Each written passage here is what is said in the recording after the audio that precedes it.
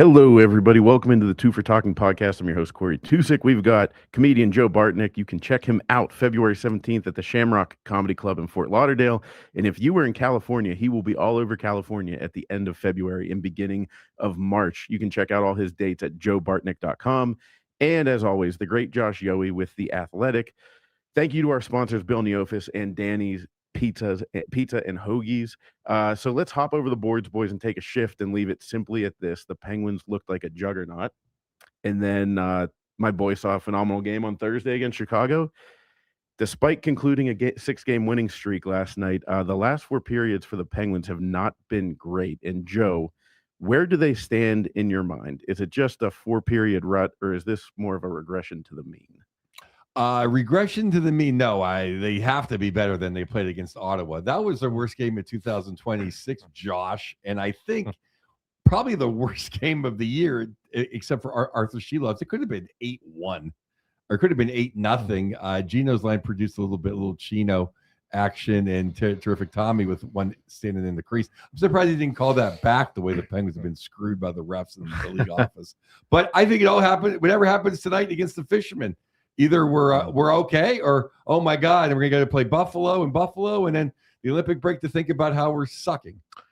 Yeah, Joe, this is the biggest game of the year tonight, and there will be bigger ones coming in the next couple of months, but this is it. 2 teams battling for second place in the Metro, division rival. It's a big night, and to answer your question, Corey, listen, the Penguins have been great ever since the Christmas break. We all know that. But their level of play has dropped. They played like crap in Vancouver Sunday afternoon 10 days ago. They got lucky to win that game. Skinner bailed them out. They were terrible against Ottawa, as Joe said. It probably was their worst game of the season. And the Rangers in Chicago are 2 of the worst teams in the league that they beat in between. That's great that they beat them. But, yeah, you better beat teams who are that bad. So I would suggest the level of play in general has dropped, and that's going to happen. Like that's okay. They weren't going to keep playing the way they were.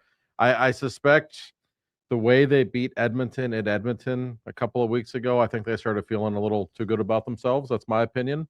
And okay, maybe a reality check last night, but we'll know a lot after tonight, because if they go to the island and take care of business, I think everybody should be feeling really, really good about the direction of this team. Josh, I think they read your report cards. They all got I was too nice. Too nice. Yeah, you were very nice, because let's put it this way. I did my homework. Before December 4th, 14-7-5 plus 12. That horrible December stretch between the 3rd ending on the 28th, they were minus 17, and then since the 28th of December, they've been plus 32. Wow. Except for the Ranger game, and then it's a little bit old. But yeah, they were just killing it. I think a couple things happened. I think it shows how much this team needs Brian Rust. Rusty drives Sidney Crosby. Why we can never trade Rust.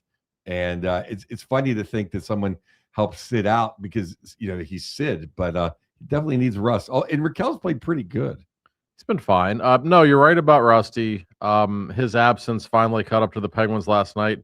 And really, Sid hasn't been good the whole time he's been out. Sid was really out of sorts last night. That's one of the worst games I've ever seen him play. He couldn't even complete a pass last night. He was just completely out of it, and he wasn't alone. He and Erik Karlsson were so bad last night for their standards and what we expect from them.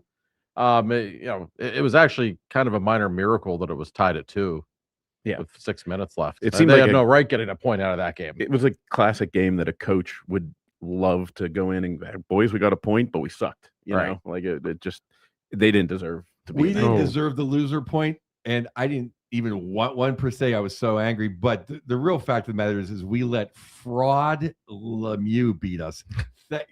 Thank God, Giroux. Excuse me. Wow, what a slip that was. Because my other show, my partner hates Claude Lemieux because fair. So we have our but fraud. I mean, I wanted him to still be laying on the ice. Thank God. I wanted his face to look like Craig Berube's right now. And I really wish it was like somebody else back there, but Karlsson, to just push him right through the pole. There's Connor Clifton when you need him. Yeah, exactly. F him. I mean, just such a bastard. Yeah. Really. Yeah, I thought of you. I was sitting there in the press box and I saw it was Giroux and I saw it might be a goal. And I immediately thought of Joe, like, oh man, Joe's not getting any sleep tonight of all people. I actually I burned my nachos. I was so mad. It was not a good thing. I think I didn't go see that game, or I probably would have stormed the ice. Yeah. So it's for the best. Yeah. It was a terrible game. I mean, I haven't seen Carlson. That was Carlson's worst game of the year. Oh. And he's had a couple stinkers. By That far. was other than Gino's line, they did, and Gino had some normal Gino mistakes, which he hasn't done in a couple months. Right. But Gino looked good, and how about Tommy going to the paint? I don't know. That line has been a revelation, no doubt. And I honestly think if they go to Long Island and win tonight, then what happened last night doesn't really matter. Like because I don't care how steady a team has been, how hard they work. 82 games, especially when you consider how compressed the schedule is, you're going to have a couple of nights when you don't have it, and they haven't had many of those. They really haven't. So you can forgive one. But I will tell you this, Joe. That was as angry as I've seen Dan Muse after a game all season. Well, he should be, Josh. And let me tell you, I'm not going to be my conspiracy theory friend, Sam Tripoli. But Muse gets Rodney Dangerfield gets more respect than Muse. I know. First of all, how is that a goal? That's called, it's a penalty shot before it's a goal. I mean, he literally pushed the pad in. Which is what I thought it would be, by the way. Yeah, he pushed the pad in. It was not going in, and he pushed the pad in. But, Giroux is, everyone loves Giroux in Canada, which goes to show how screwed up that stupid country is. And we can't get a break from the referees on the ice ever. And we all know Ottawa dive. They dive faster than a drunken prom queen. They're terrible. I mean, Sanderson, he falls down. Giroux, he falls down. I mean, just the bite. Stützle. Oh, Stützle's a girl. He should be playing for the Canadian female team. The only one on that team with any nuts is Tkachuk. I can't wait till Tkachuk comes back to America so I can completely hate that franchise. But, and then the home office, then the league office, what they did with Rusty, really between the Canadian press and the Canadian and the people in the NHL office, they just don't like the Penguins. I'm finally convinced of it. They just don't. They hate the fact that we had Lemieux and Crosby, and they can't get over the fact that now we're in second place. They want to stop us at every turn, Josh. Honest question, Joe. I know the Flyers are the team you hate the most. Are the Senators number 2? They are number 2. Wow. And they are number 2 because a big reason is because of Giroux.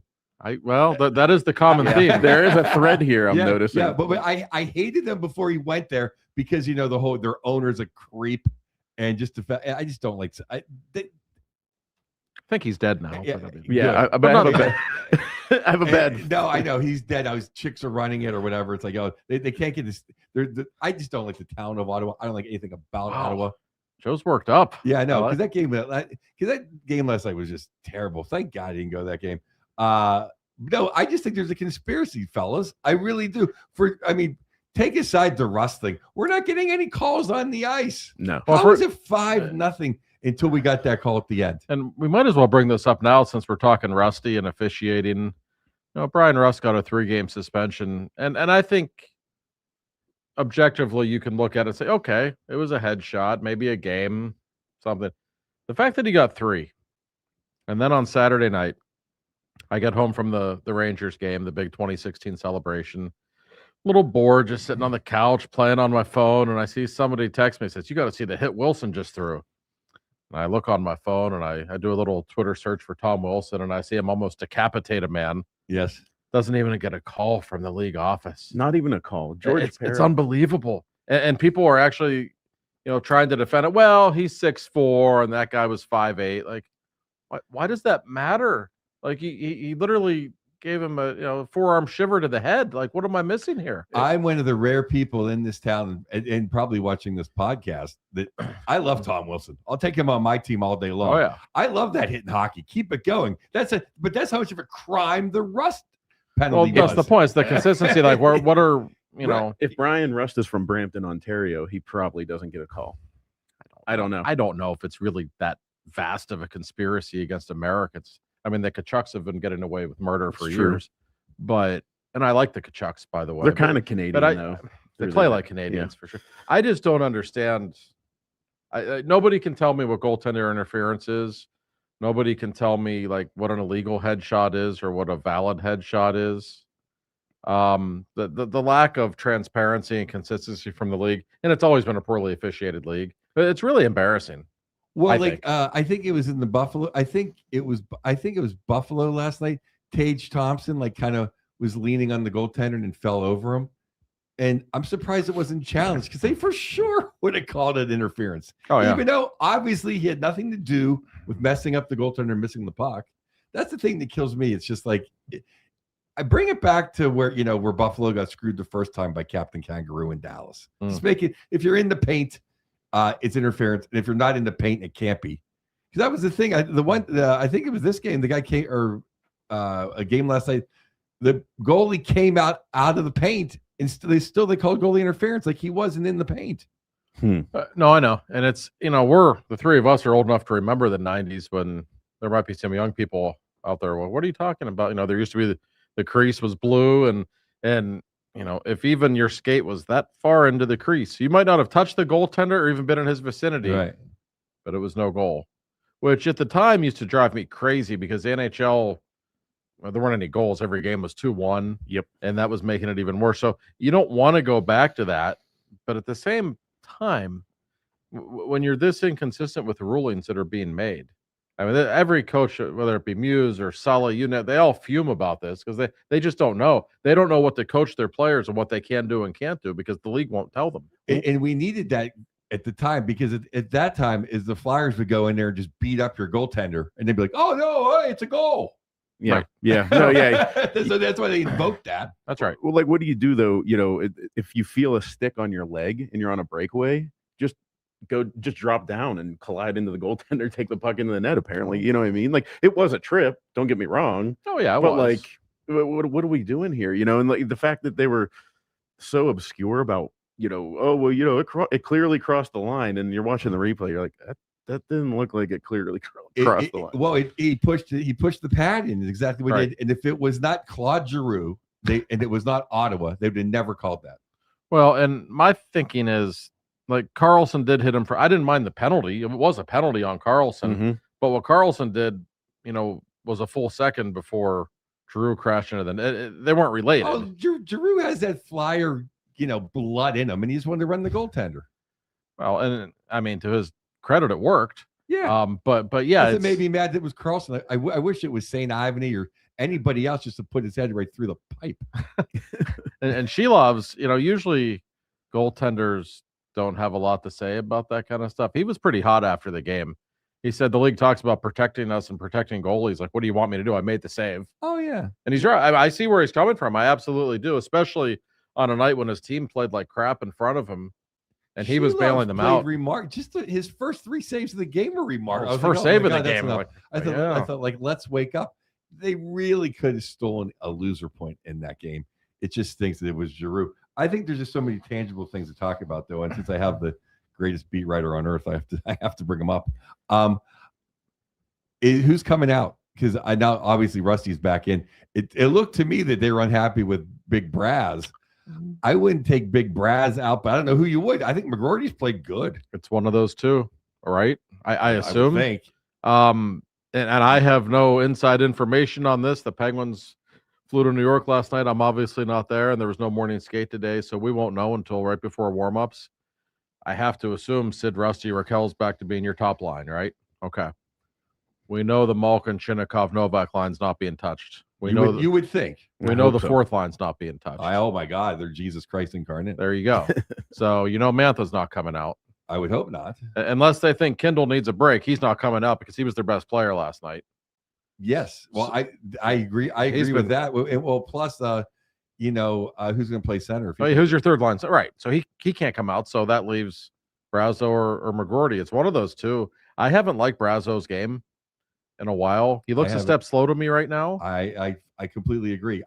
I go ahead. And he's not using his physicality quite as much. He's only got, I think, 2 goals in the last 13 games, something like that. He hasn't been bad, but if I had to pick someone to come out, I'd probably take him out for a game. I would too, because I like the way McGroarty's playing, and I don't want to hurt his feelings. And it's funny. It's Braz's birthday today. Oh, is it?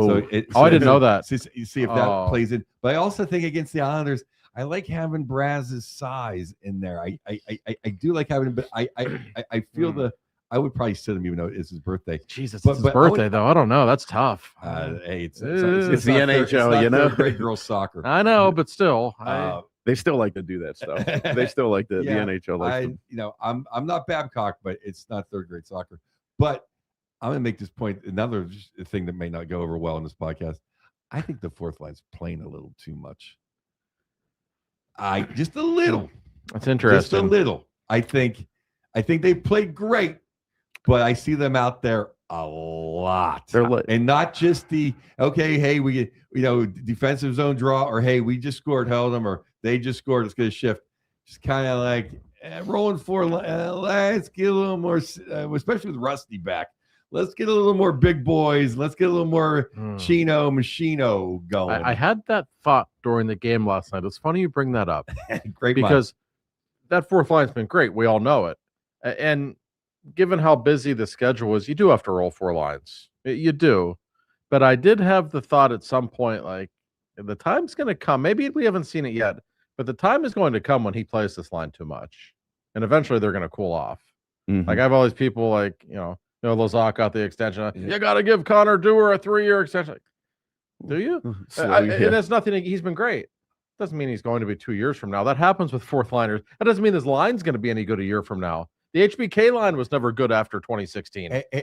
I don't want to make it. I don't want to make it. We have to circumvent the cap to get Boku up here to teach someone a lesson. Yeah. Hey, it's the truth. I mean, look at that Ranger game. That's another point I want to make.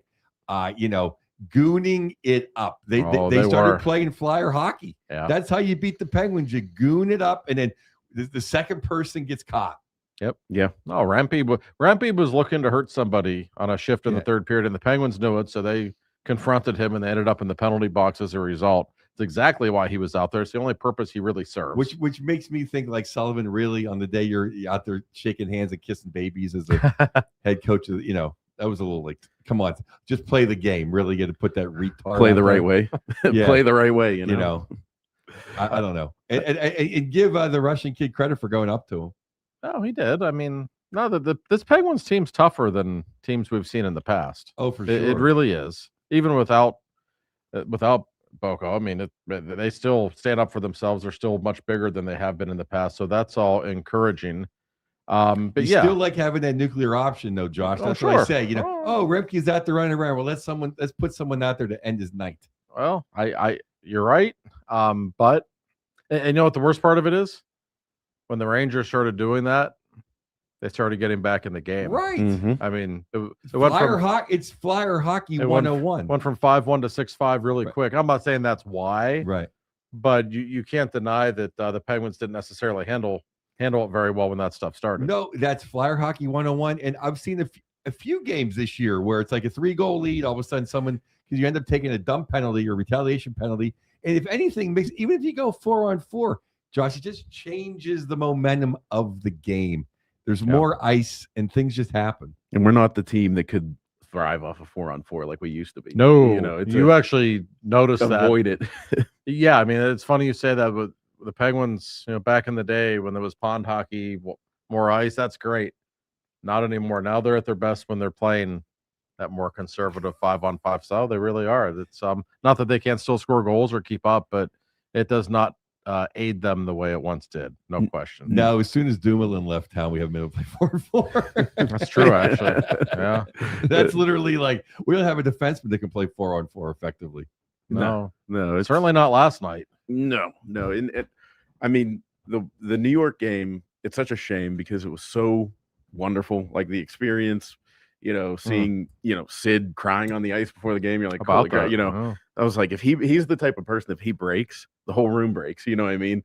And so that was all great. And then it kind of got sullied there, ironically. Did you just use the word sullied? Yeah. That was perfect. In the third period with that didn't bother me because they did end up winning. It's funny because I was at the Improv that night, and I want to thank all of the Two for Talking fans that came out. So many people are like, "Oh my God, I love you and Josh. This show's great," and so many DV fans. So thank you for coming out. I really appreciate it. With some great shows, but we were all sitting in our cars listening to the game. Like, how can it really happen? How can it go down like this? I go in there, just like has his his iPad out. I know, I can't believe it. It was like, and then finally, at least Achari won the face-off. But it's like, all's well that ends well. But it got a little scary. I know everyone got a little tight in the building. Oh, well, hey, it's happened before. But more getting back to salient points though. I'm not as upset that I know it's me, but I think having Letang out isn't the worst thing in the world. I mean, we can play button-down hockey. Yeah, right. He just the thing that sucks about him going out is he was turning a corner. Oh, he's been way better with Kulak. There's no doubt about that. And before I forget mentioning the Rangers game, this just made me laugh. I was talking with Sully after the game. Had a nice chat. He was actually like in a better mood than I was expecting, given the way things are going. And I wished him luck in the Olympics. And we were chatting, and he actually brought up, the criticisms in the past about him never playing young players. And he looks at me and he says, "That Kendall kid, he's pretty good. I'd play him." It actually made me laugh. Like, wow, Sully took notice that there's an 18. And in his defense, and there were times he should have played young players more, I will acknowledge. But there were also a lot of Sam Poulans and guys who weren't really any good. That is reality. And that's the first thing he'll say to you. Like, if I had Brian Rust, I played him when he was a rookie, and he did. Yeah. So he's a Ben Kendall fan. Speaking so that just made me laugh. Speaking of Sam Poulin, the man he was traded with is not making friends in Edmonton. He's not making saves either. No, and he's totally giving the jarry responses after games, and it's ruffling a lot of feathers. I noticed that on Saturday. Also, when I was bored on my phone on Saturday night, like, ooh, Tristan's a little, I was like, I see. We had to do more things in front of me, and it's a team game, and it's like, Jesus and Leon don't like hearing that. Yeah, no. If you're Patrick Waugh and you're coming to a team that's never won anything, go ahead, say that. Right. But it's funny, Josh. You were the first person I thought of when I saw those quotes, because I was like, wow, that sounds a lot like what Josh said he heard in the Penguin locker room. Yeah, and it didn't bother guys in the Penguins room as much as you might think. Like, at first it did, then they kind of got used to it, I think. But like I always say, you don't have to mean it, but sometimes you have to say the right things after games. It goes a long way. I remember Steelers games. There was a game, I think, playoff game against Jacksonville, when Ben threw for 500 yards and 4 touchdowns. And after the game's like, I got to be better. And you knew he was full of shit. Right. But he still said it. That was still his way of protecting his teammates a little bit. You need people in power like goalies, quarterbacks to do that kind of thing. And Tristan just doesn't like to do it. And listen, you're playing in Edmonton. You got to ignore your stats a little bit. You're going to give up 3 or 4 a game. That's okay, because you're usually going to have like 5 or 6 of run support. But apparently he wasn't looking at it that way. What's funny is it made me think about Sullivan, though. How would he have thought if you'd have injured, if Rempe would have ran Sid? How would he have thought that? It made me happy when Sullivan was the Olympic coach, because I thought, well, maybe at least now they won't injure Sid. Mm-hmm. But now it's like, now I don't know what he's going to do. It's funny, because he did not like gooning it up when he was Penguins coach. He was very adamant that he didn't like that kind of stuff. I know. Yeah, exactly. Not great. I'm amazed that he plays Rempe at all. He played Ryan Reeves about 2 minutes a night and wanted him out of Pittsburgh. There's no way he's a Matt Rempe fan as a player. I don't care what he says. There's no way. No, because he's taking a job away from some guy like him, a hardworking guy that just making the league and playing in the 4th line. That's true. But the thing with it's go ahead. You were gonna say something. No. So I wanted to ask you guys about Ben Kendall, because we're kind of we touched on it for a second. But Josh, you pointed out in your article he was flying last night, and something about that home cooking in Vancouver. I think it was more like scoring a goal in Vancouver, and all of a sudden scored a goal, and then he scores a goal a couple of shifts later, and then he was maybe the best player on the ice against the Blackhawks. Really good against the Rangers. Really good last night. He looks like he's got a second wind a little bit, but I think it was just a confidence thing. I mean, he'd gone 19 games without a goal. That happens. Confidence, and you go on the road a ton. I go on the road a ton. Sometimes you're just in a whirlwind, and it's all you can't catch up. Then like one night in your own bed. Maybe he went to his parents' house. Maybe slept one night. And it's like, okay, maybe he's back to normal. But he definitely looked great last night. He's playing some hockey, and so is McGroarty. That's why. Does he look a little different to you these last few games? He looks like he's playing with a little more edge or a little more speed. He looks like he did when he was playing in college or on the U.S. development team. He's like playing like he can hurt somebody. Yeah, which is nice. Which is what we need. Speaking of filling in and who's coming out, Did you see Matt Dumba, my old buddy, was AHL Player of the Week last Oh, really? which is interesting because I know for a fact the Penguins were not very happy with him. In fact, the head coach down there even had some choice words a few weeks ago. I thought he was dogging it, basically. I know a lot of people who cover Wilkes-Barre who said, like, this guy doesn't give a shit. He doesn't want to be here.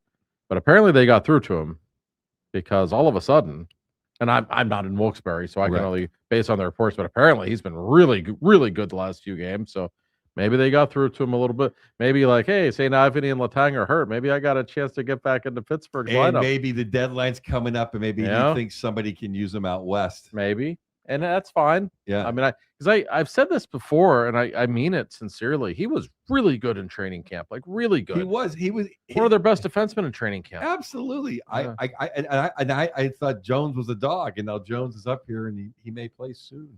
And he wasn't terrible. He was great. Yeah, he could skate. When they were at the beginning of the season, he played. Yeah. I couldn't believe how great he played. Yeah, with the kid. But then we see where the kids and whatever. Yeah. Kalamazoo, where the hell is he? So do nights like last night kind of serve as a reminder of some? Kyle might have something to do more than we thought. Like we were kind of like, oh, like set it and forget it. The Penguins are good. They're going straight to the playoffs. Going to be a contender. But I mean, we do probably need that depth defensive piece. I think so. The fact is, St. Ivany's hurt. Letang is hurt. Letang is injury prone. Carlson's not injury prone really, but they don't have a lot on the right side. Even though I like Clifton, I thought he was okay last night. They could use another right-handed defenseman. So could everyone else in the league. Those are always a hot commodity, but there are a lot of them available right now. I think it would be in their best interest. And yeah, I mean, listen, it's one game. You don't want to overreact. But for all the people, and I've said it, their forward lineup is great. Yes, those four lines, when they're healthy, have been excellent.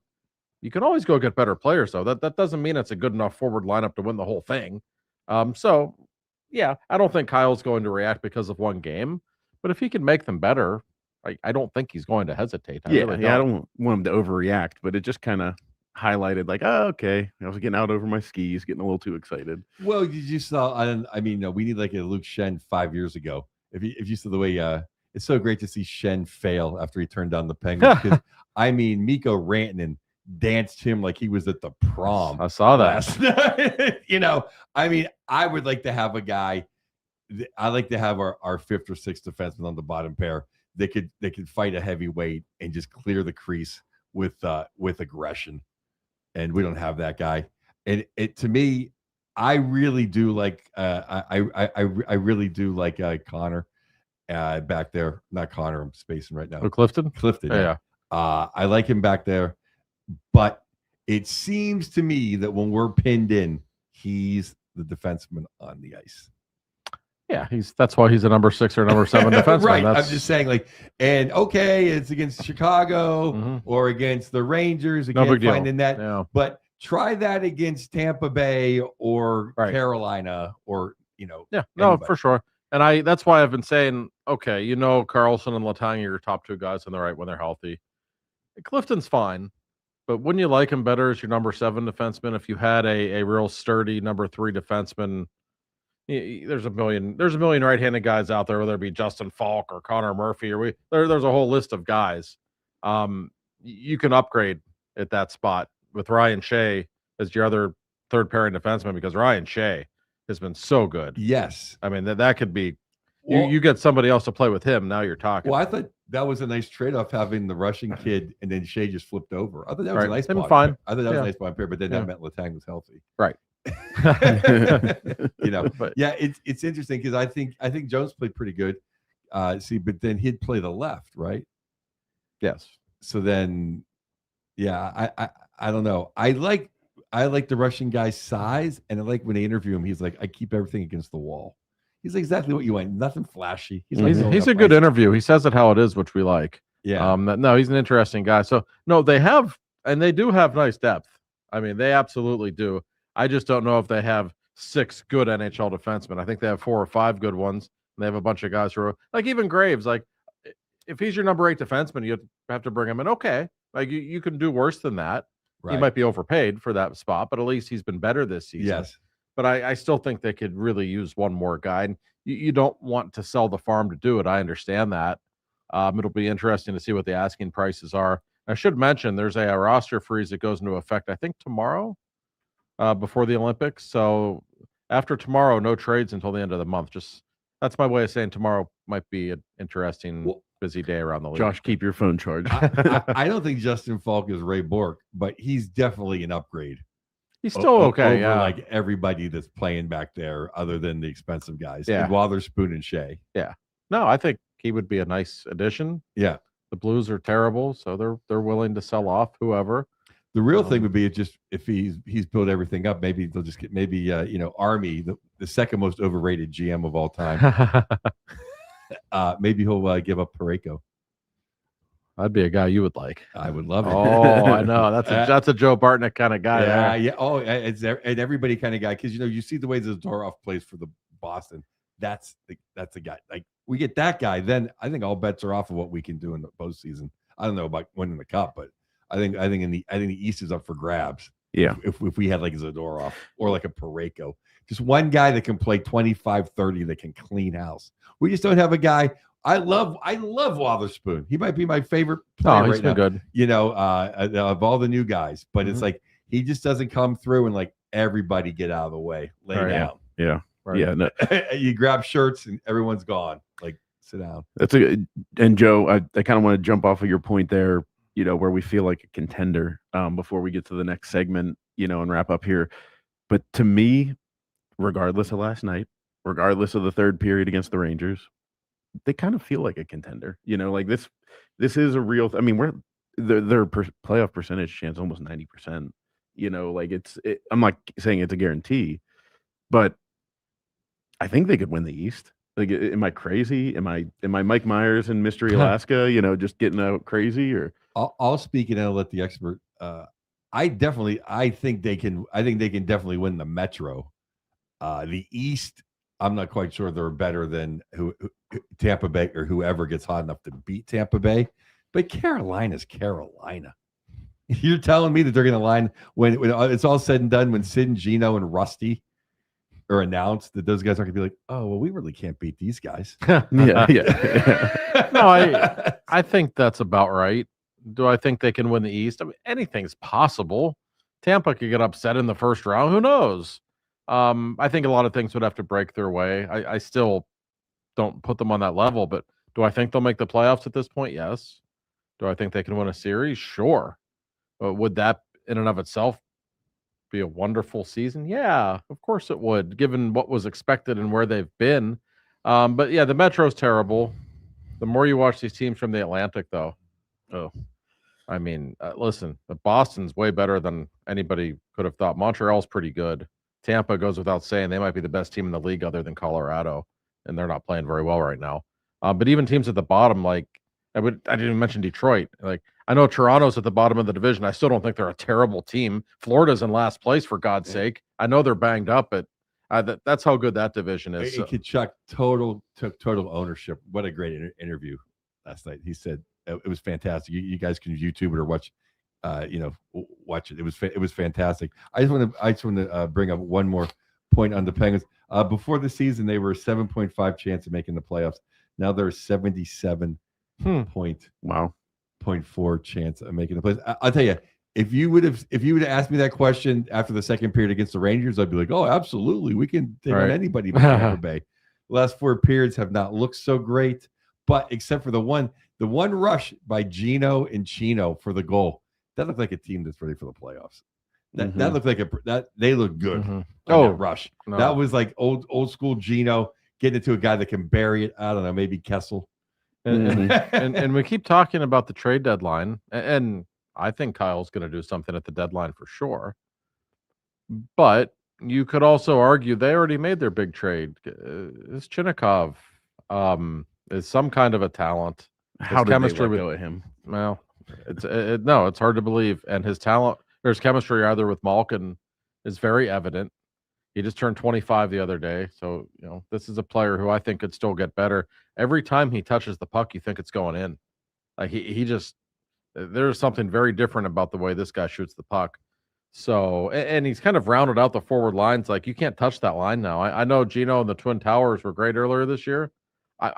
They weren't as good as this line right now.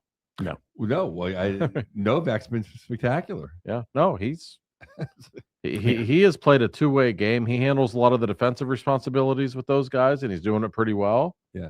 And his ability to distribute the puck, he's going to score 15 to 20 goals too.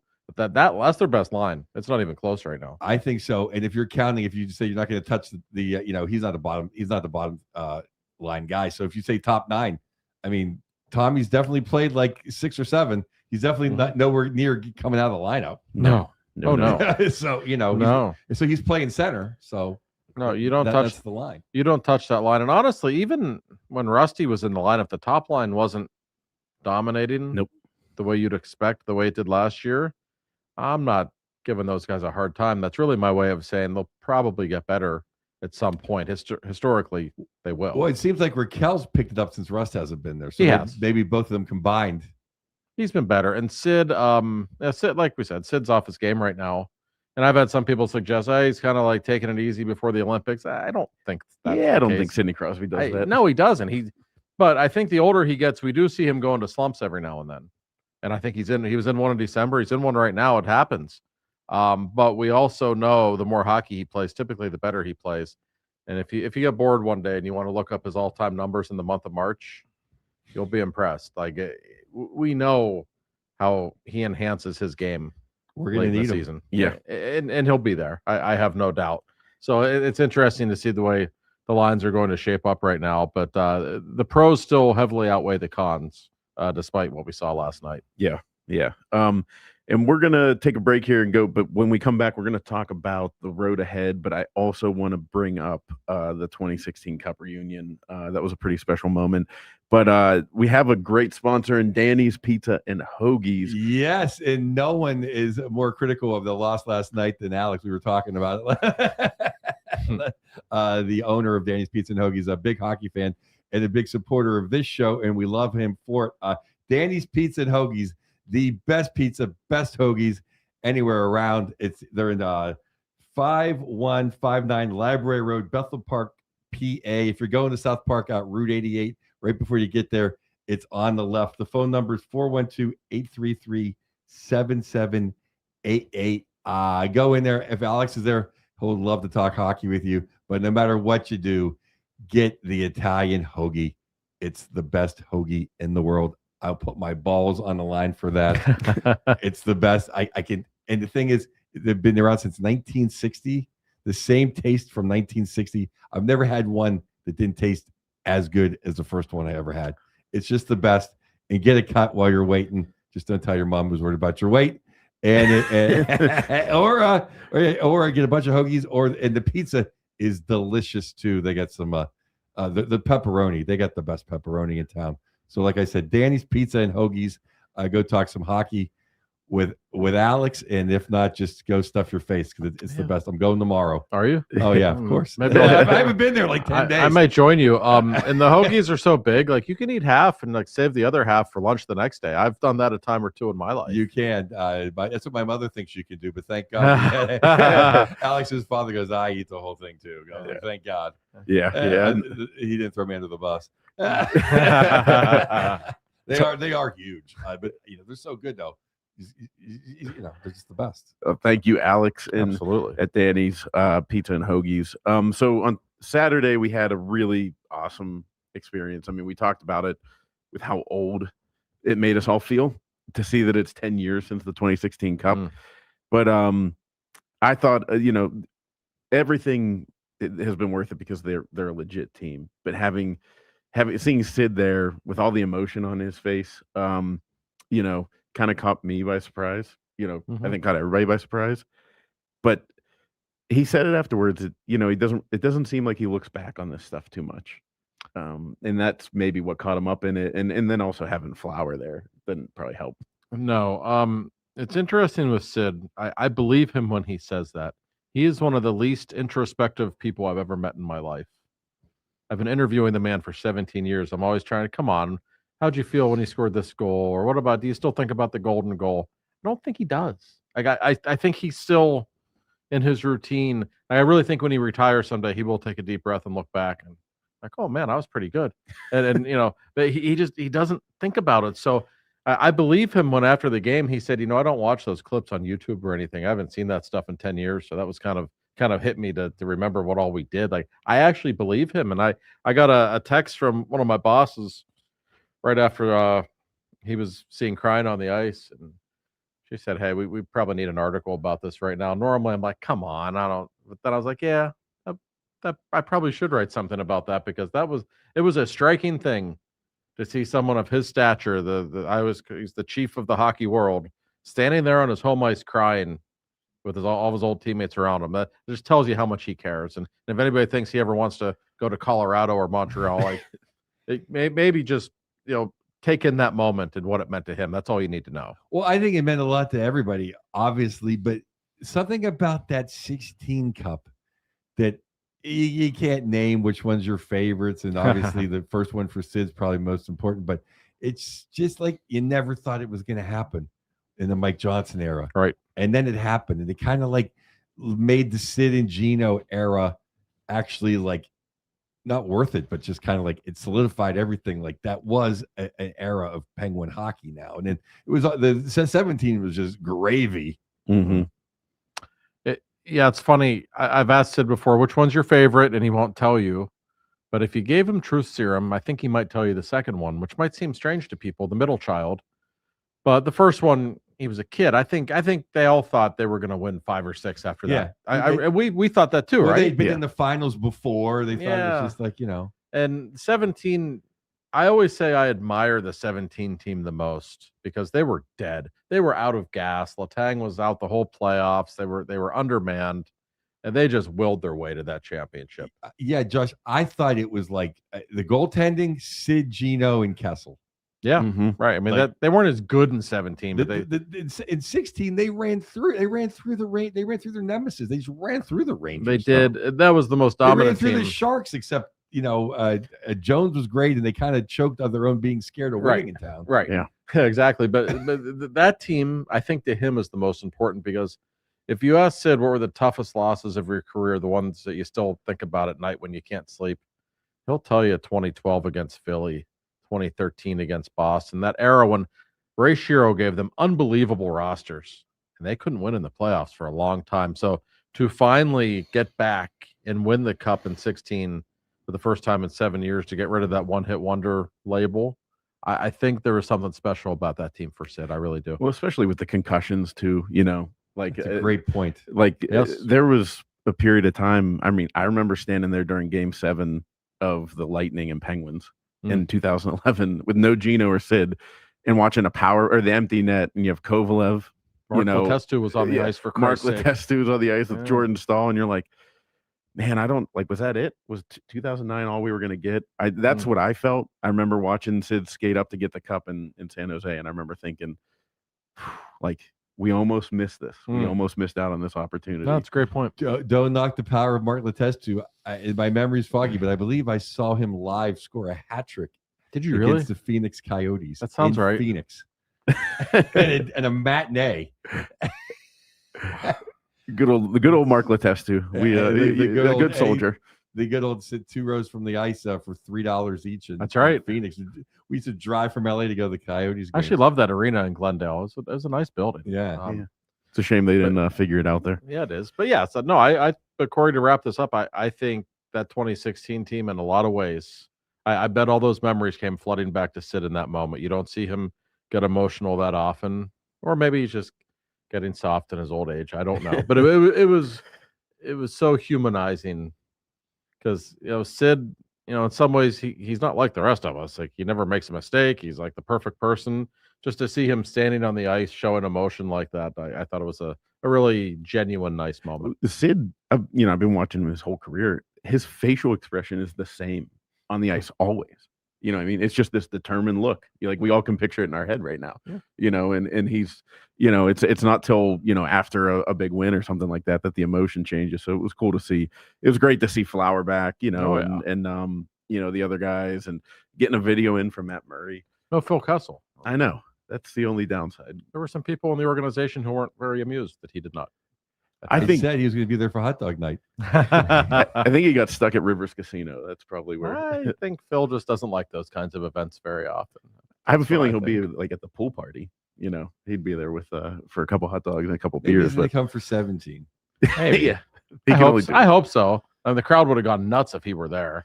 Maybe that makes it special. You come for the 17. He's Maybe. not going to come twice. No. Yeah, we'll take one. Okay, so looking ahead, we have the Islanders tonight. We already kind of talked about that and how nice it would be to right the ship, but we also have Buffalo before the Olympic break, and Buffalo is on a heater right now. So what do we expect out of these next two games? Is it I'll take 3. I'll sign in blood for 3 out of 4 points I'll take that if 2 of them come from the Islanders in regulation, especially. Yes. Yeah, I mean, that sounds right. The Penguins don't always play very well in Buffalo. The last few years, they've had a lot of trouble. That team's good. I think that team might be pretty legit. They've put it together, and the defenseman that I've dogged for a long time, not Darlene, who I've always liked. Yeah, he's great. Darlene's playing phenomenal right now. But even the Samuelson guy, and they're playing better hockey up there. No, they are. Doan's played really well. He has. Tage Thompson's back to being Tage Thompson. Yeah. What a player he is. No, this is a brutal stretch of schedule. Honestly, you might disagree with me. Even if they split and get a couple of points in the next 2 games, that's fine. I mean, listen, it is. The fact is, Long Island's not an easy place to play. The Buffalo might be the one team in the league that's hotter than the Penguins. To win both of those games or to get 3 out of 4 points would be pretty impressive. Maybe they will. I don't know. But you just don't want to go into this Olympic break on a 3-game losing streak. You've built up some ground. You want to at least maintain that. I'm not going to get into the March schedule again because I do it every week on this show. But it's brutal. It's about to get really nasty. So you want to finish things off the right way. Yeah, and I mean, we were the 3rd hottest team next to Tampa Bay and Boston. It's in the new year. I'm more afraid, even if we went 0-2, I could live with that. I'm literally afraid of the break. I remember a few years ago we were on fire, and then I came back from the Christmas break and we couldn't. It's like what happened? I don't want Chino and Gino, that connection, to go. I don't want the 4th line love to go. I don't want Wotherspoon to all of a sudden wake up and realize he's Boston Wotherspoon. I mean, Skinner's on fire right now. Even Sheila, like it seems like everything is going really good. Now, maybe if we get beat like we did, maybe if we play like last night, the next 2 games, I'll take a 3-week hiatus for my own sanity. But right now, it didn't seem like the best thing for us. No, other than Gino taking a break. Well, Gino needs a break. Yeah, his shoulder's really messed up. Like you can tell at the Rangers game, he was literally like flexing his arm in between whistles, like constantly. It's clearly bothering him quite a bit. He's not shooting the puck a ton right now either. I think that's probably why. So the 3 weeks off for him is a really big deal. I also think it's a big deal for Ben Kindle to, even though he looks great right now, just to get a few weeks off. I'm sure his body could use it. But no, it's a fair point, Joe.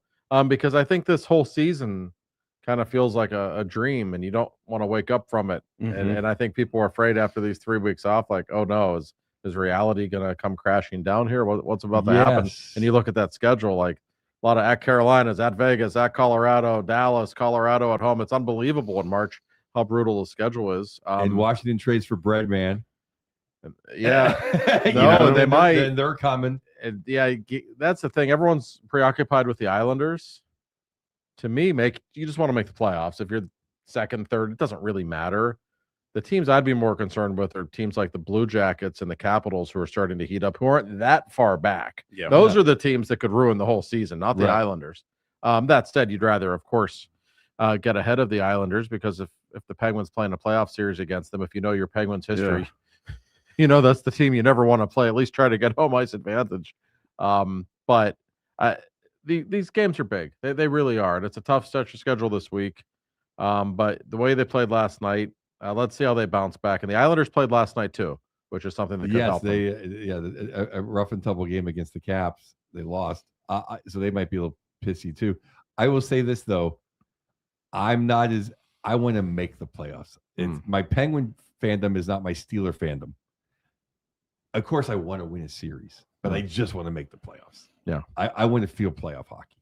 Well, I didn't need to feel Steeler playoff. And the way the way this season has gone, it would be a profound disappointment at this point if they don't make the playoffs. Oh, absolutely. I mean, and I know what the percentages are. not 88%. I know. I see them every morning. I know that's 1 5-game losing streak away from being 60 or 50%. That's just the way those things work. Right. And this team's been so volatile at times, so streaky, that I think that's always in the back of your mind. I think they'll be fine.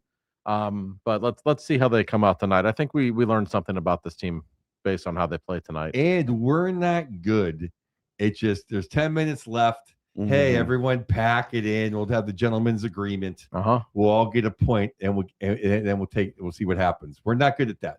We have too many guys who play hero hockey. Yes. And then even if we somehow make it to the overtime, we're not that good in overtime, and we're terrible in shootouts. So it's like it's not a good prescription for everyone being within 3 points of each other for a month. Last night is a perfect example. You play like shit all night, but you're tied at 2, 6, 7 minutes left, and you give up a semi breakaway. Like, what are you doing? Like, that's the ultimate time. Pack it in. Just be thankful to get out with a point. Call it a night.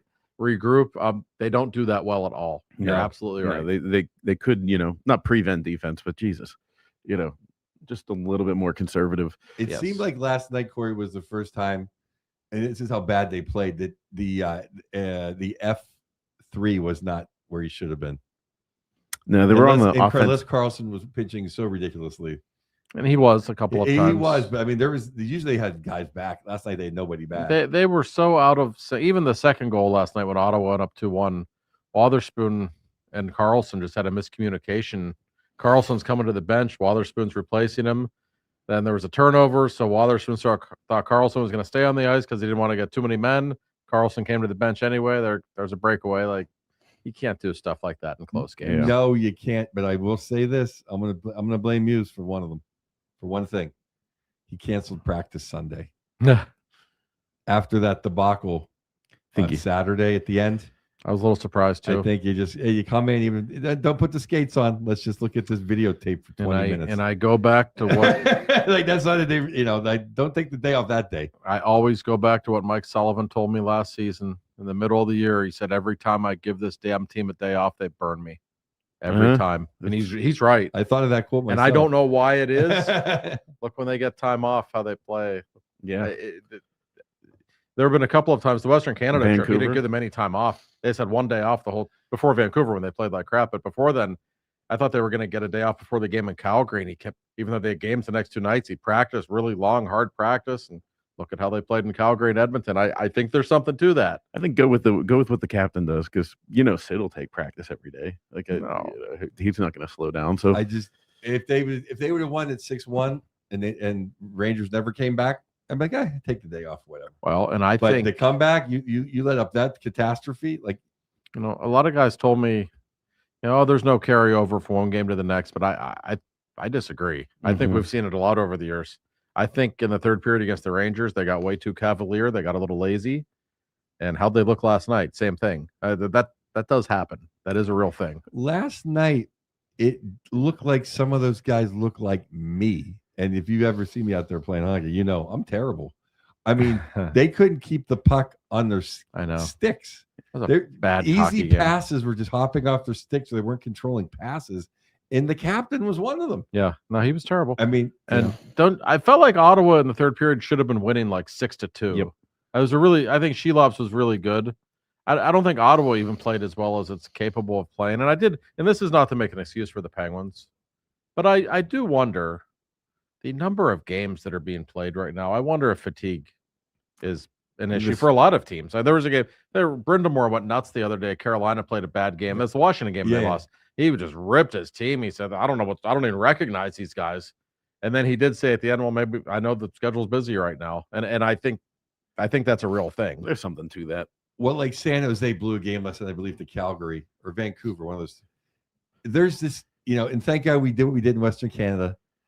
I think I know I hate Ottawa. I just think they're a good team. I don't care what the Canadian press tries to tell me about Stützle. He's a girl. Sanderson's overrated. Other than Kachuk, and I think the other cousins. It's funny every time the announcers say cousins, I'm like, oh, and I think, oh, it's good cousins, right? Not fifth liner cousins, right? Who's out to hurt somebody. Like, how did this guy get on? Yeah. Anyway, I think you just can't lose. Unfortunately, March we don't have any of them, but you just can't lose to the teams that are terrible. Like when we lost in when Calgary was here on that Saturday. Yeah. They're just a terrible team. Like the Rangers are you can't lose to the terrible teams. That's right. Yeah. That's right. You draw even against everybody else, you're in the playoffs. That's the way it works, right? I don't want to, Dan Muse has done a great job, but I think challenges he maybe could use a little bit of a somebody in the ear. Oh, he's over 5 in goaltender challenges this year. And those come with consequence. And I did not like the challenge. I never thought he was going to win that challenge. It was a Mike Tomlin challenge. There's 5 minutes left. You want to be shorthanded for 2 of them when you need a goal. I don't know how you win that challenge, Josh. The league already, whoever was back there already looked and said it's a goal. Yeah. Right? They reviewed it and said, oh, no, it was a goal. Yeah. And the fact that there was a delayed penalty coming on Carlson, even though that doesn't mean that's what propelled Giroux into the goaltender. But since just a minute before or a second before he was whacked from behind, like they're never going to overturn that. No, they're not. So and Muse said he would have challenged it again afterwards because he doesn't think it was a goal. And I don't disagree with him, but you can't do that on principle. Sometimes you just need what's best for my team.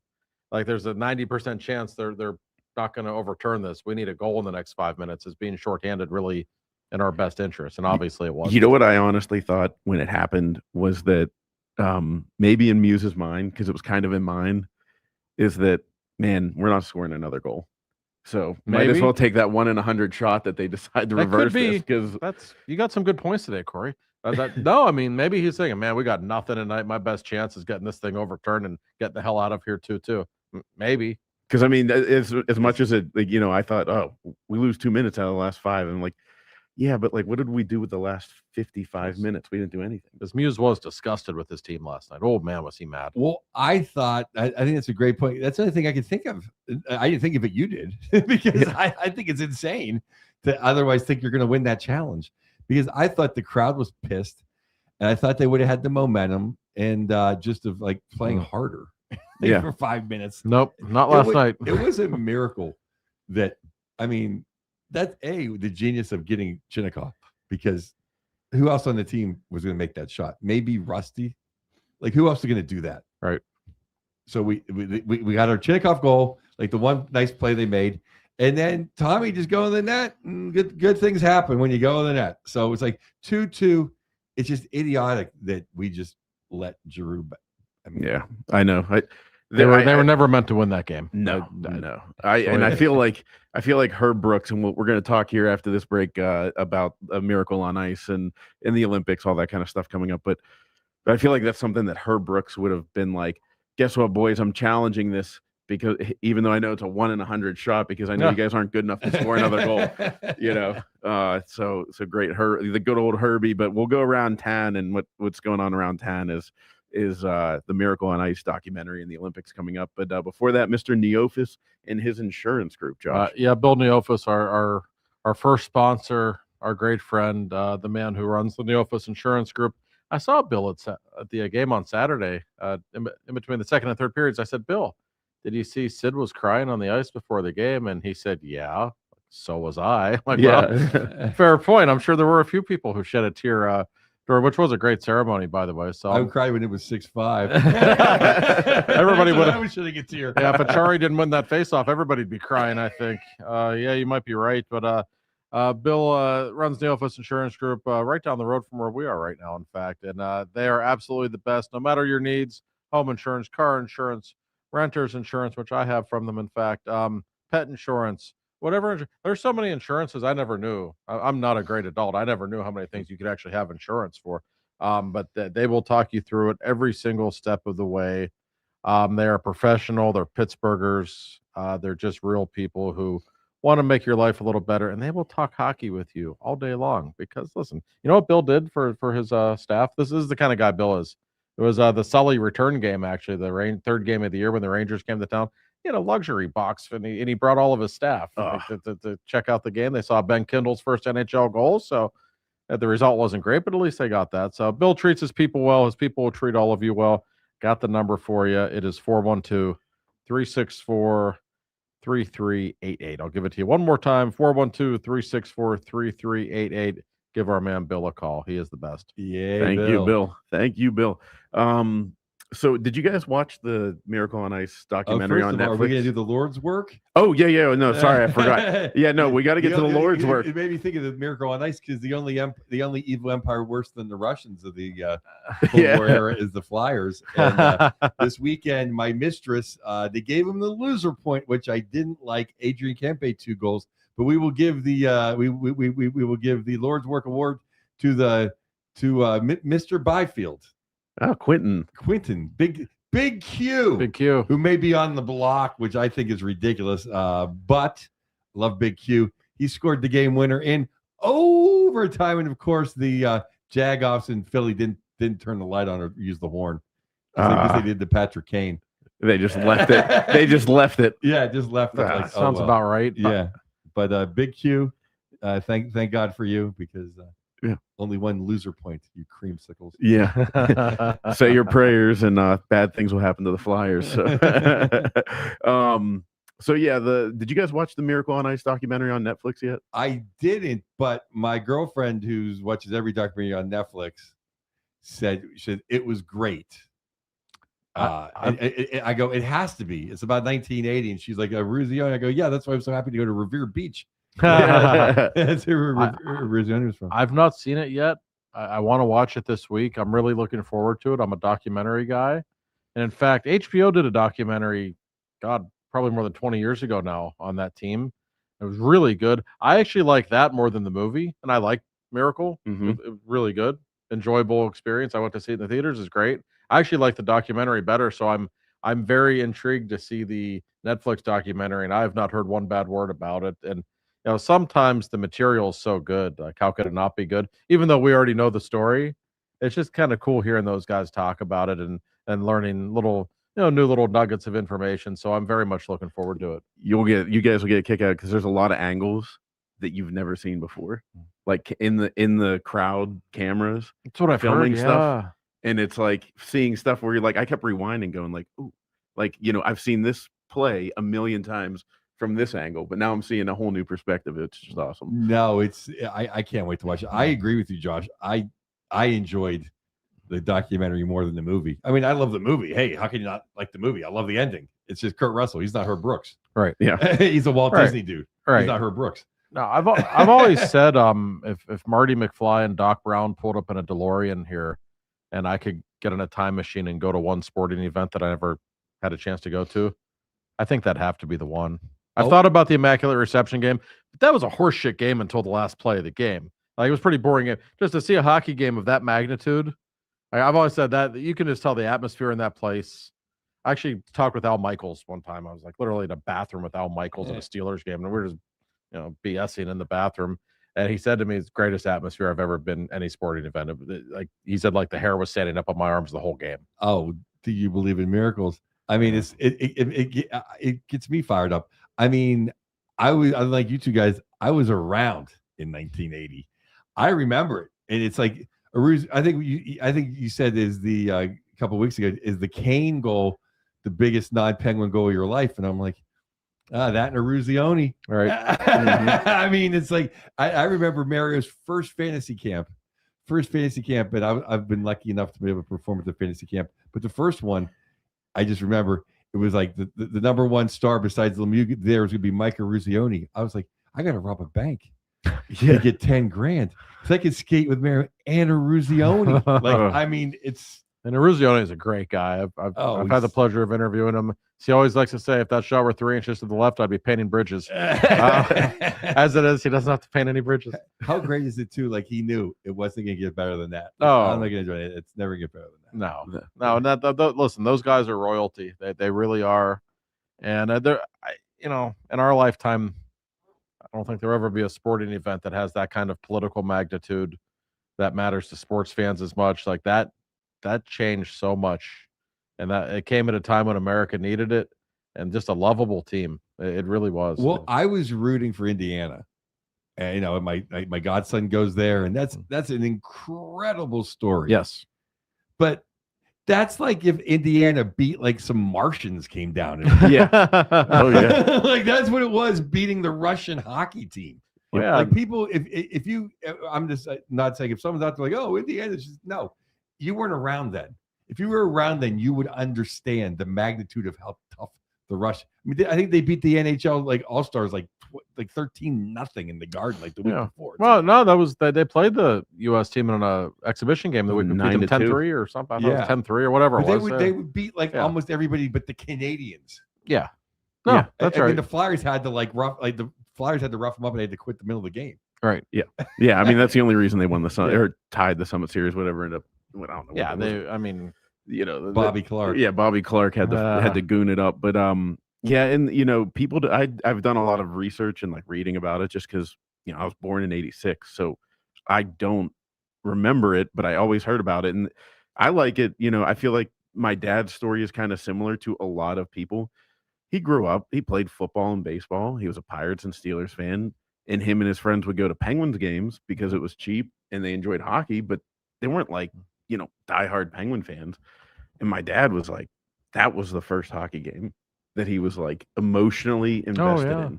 And that, you know, changed everything because then, you know, Mario comes 4 years later and it's, you know, the Penguins are right up there with the Pirates and Steelers for him. To show how things have changed, that game was played at 5:00 on a Friday. The TV networks, ABC wanted it moved to prime time. Russia said, no, this game was scheduled to be at 5, so they showed it on tape delay. A lot of people don't know that game was never aired live on American television. They aired it at 8:00, 3 hours later. It was Kirk Gowdy had like a grin on his face because he knew what had happened. Yeah. Nobody else knew except for the people there. We didn't have cell phones then, right? And Kirk Gowdy said, like, well, enjoy the game. He had a twinkle in his eye because he knew what had happened. Yeah, no, Eddie Wolpert said, hey, like it's close. Like we all ran inside to watch the game. Like, you couldn't believe it was close. I mean, like I was a kid. I was the Penguins because I was, you know, my grandfather was like, oh, how are your Penguins doing, Harry? Like we were Penguins fans, but it's like we were the Clippers. So I like the Canadians. I love Guy Lafleur, and then you know, and then Trot, and then I love the Islanders. But in between that was Eruzione. Because that's why I said this on my other podcast. So like I never really loved Gretzky or respected Gretzky as much as I probably should have because I was just such a Trottier bossy guy. And then we got like the arch enemy, and then we got Lemieux. So of course, then Gretzky can never be the best. Yeah. you know he's not. You know, and that game. I mean, I want to get a Eruzione jersey, and I've wanted to forever. I don't know. It's one of those things. It's like every February when it rolls around, I'm like, I'm going to buy it this year.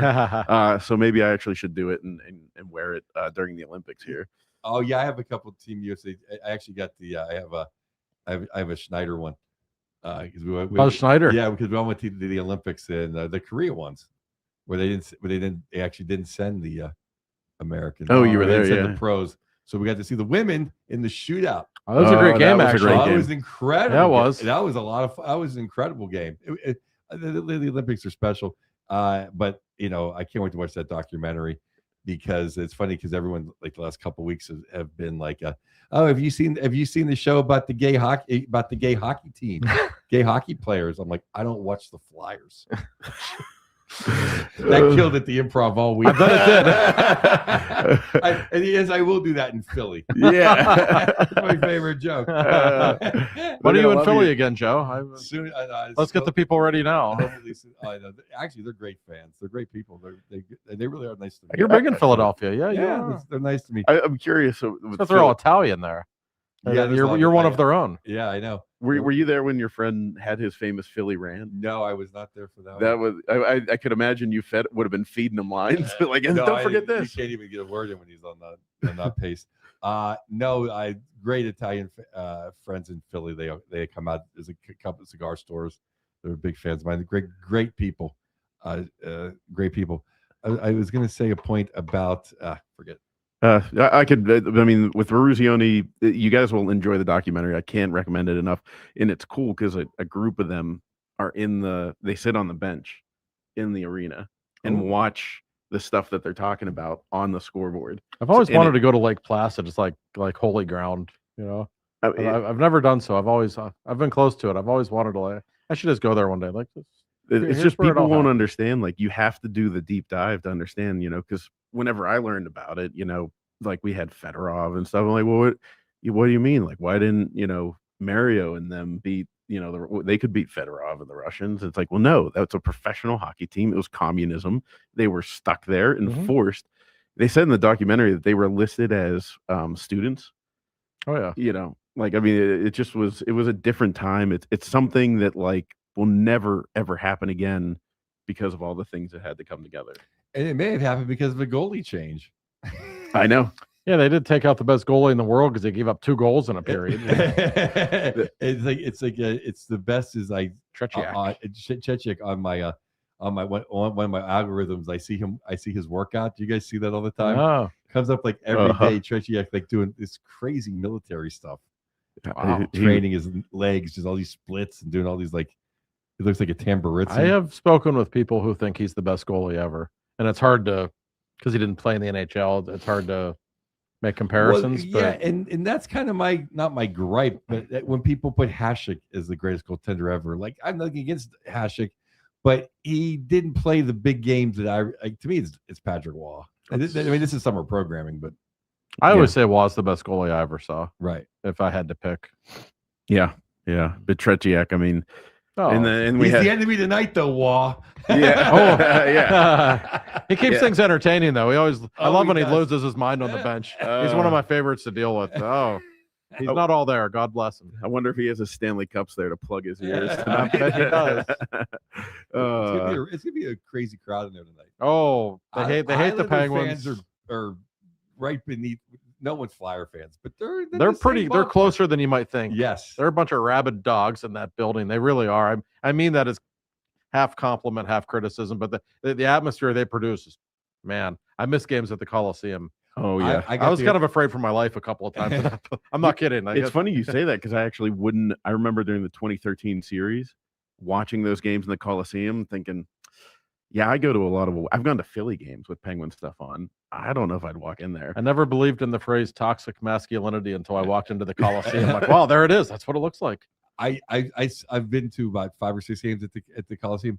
They were phenomenal. Oh, and I loved they beat the Flyers one day in a matinee. It was fabulous. Like 5 of us from the ice. It was great. Martin just beating the piss out of somebody. It was great. But it is. I mean, what a great place to see a game, though. Oh yeah.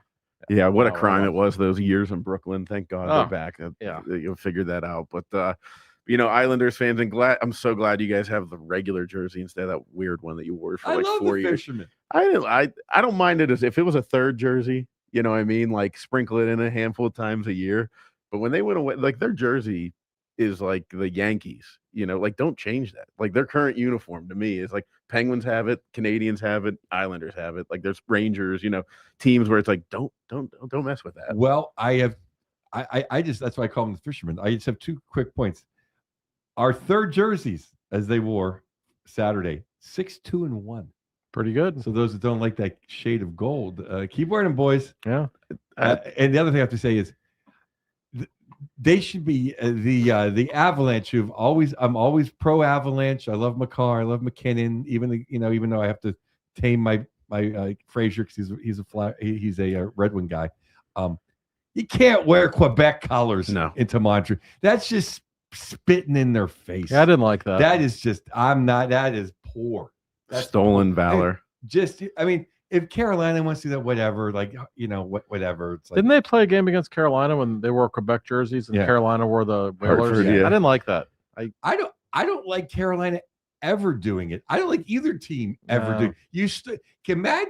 Imagine if it was the Kansas City Penguins. Yeah, we wouldn't appreciate that. No. Yeah. I don't think they're sillies up there with his stupid face. Yeah, look good. Right. Well, it would have been even worse if it was like the Kansas City Wahoos, that they changed their team, but then they're like, we wear orange and yellow just like the Chiefs, but tonight we're going to wear black and gold because that's our heritage. I don't think they mean anything by it, but it's just a little tone deaf. Like don't rub it into. There's a lot of people still hurting in those cities that love that team. I don't like it. Yeah, if you want to do it, in Denver or whatever. To do it in Montreal, that's just spitting right in their face. I know, and they like these are people don't understand the Quebec City. I'm a huge Nord. Like they would be my mistress team if they were back. Yeah, I had their jersey as a kid, and when they left, that was devastating. And they built an arena. The people voted a mayor in. It's a spectacular arena. Yeah. The Penguins played a preseason game there. It's unbelievable. I was there. In like 2015. They used taxpayer dollars. They're like, please build a state-of-the-art arena. It was I like know. 2015 or something. It's the best arena. It's better than any NHL arena. And they're It's still sitting there amazing. waiting. They're like, we will take a team. Please give us a team. You know, so it's like whenever they move to Phoenix to Utah, it's like, really? Like, we can't move somebody to Quebec City. It's a phenomenal city. I love Bettman, and I think he did a lot for he did everything for the Penguins, in my opinion. But I think he likes having that empty arena there, just to always have somewhere that someone could go. It's like a bargaining chip. Yeah. It's like oh yeah, I can always say that. I can see that. Yeah, it's like having the hot chick that your girlfriend knows that hot chick's into you. Yeah. I mean, do they move that? Do they, when they go to 34 teams, which is inevitable, and this is summer programming, but real quick before we sign off, do you think they're not going? You don't think they'll ever add another Canadian team? Not in Quebec. No, it's going to be Houston and Atlanta. I guarantee you.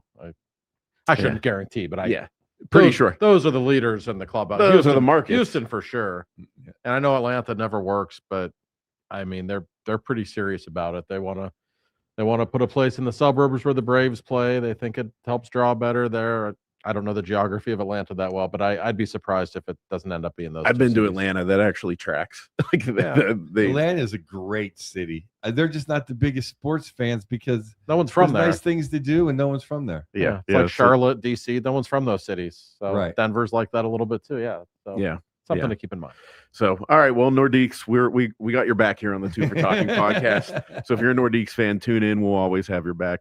But we appreciate all of you. Hopefully we get 4 points in these next 2 games. But I'll take 3 out of 4. But we'll talk to you guys. It'll be Olympic time next time we do the show. So we'll see you tomorrow, Alex. Yeah. Alex, get that hoagie ready, and we'll see you later.